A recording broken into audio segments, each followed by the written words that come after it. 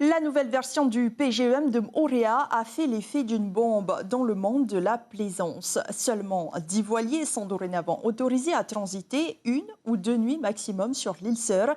Des mouillages historiques connus du monde entier seront désormais interdits. On est face à une méconnaissance totale du monde de la voile. C'est inquiétant, dixit le président de l'association des voiliers de Polynésie.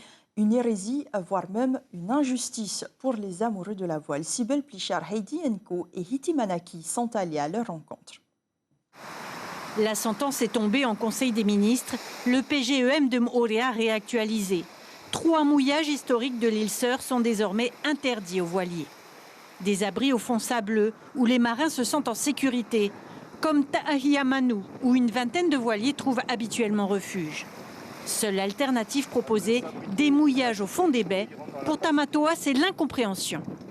Ceux qui font de la voile le savent, on ne mouille jamais dans plus de 25 mètres de fond. Une part du poids de la chaîne, 25 mètres de chaîne, ça pèse énormément lourd. Et aucun voilier ne mouille dans plus de 25 mètres de fond, ça ne se fait pas. C'est vraiment une contradiction flagrante.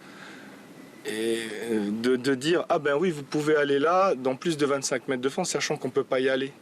C'est du délire, on se marche sur la tête là. Les voiliers boucs émissaires après un accident mortel en 2020, une injustice à leurs yeux, tout comme les accusations de pollution. Pour Poema, qui se nourrit de sa pêche, qui économise son eau douce et tente de réduire ses déchets au maximum, rien ne l'empêchera de retourner à Tahiamanu. Moi, j'ai entendu pendant toute cette année des discours haineux au sujet des voiliers. Mais d'où on vient? Il faut qu'on se rappelle d'où on vient. On est des navigateurs à l'origine. Si on veut retrouver le chemin de nos tupuna, retourner sur la mer, retourner sur des moana riva, là-bas, ça n'a pas changé. Là-bas, vous aurez des idées plus claires.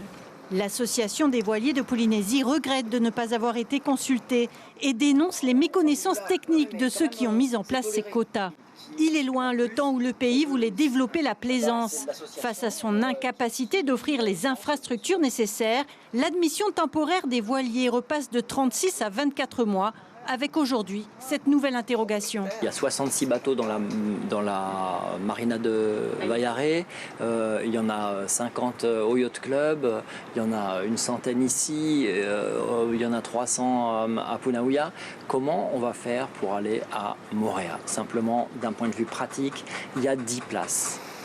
Le maire de Mooréa ne souhaite pas s'exprimer pour le moment, les affaires maritimes non plus. Mais aujourd'hui, c'est la sécurité qui prime. Les voiliers ne peuvent qu'ignorer les nouvelles dispositions en espérant trouver un terrain d'entente avec les autorités.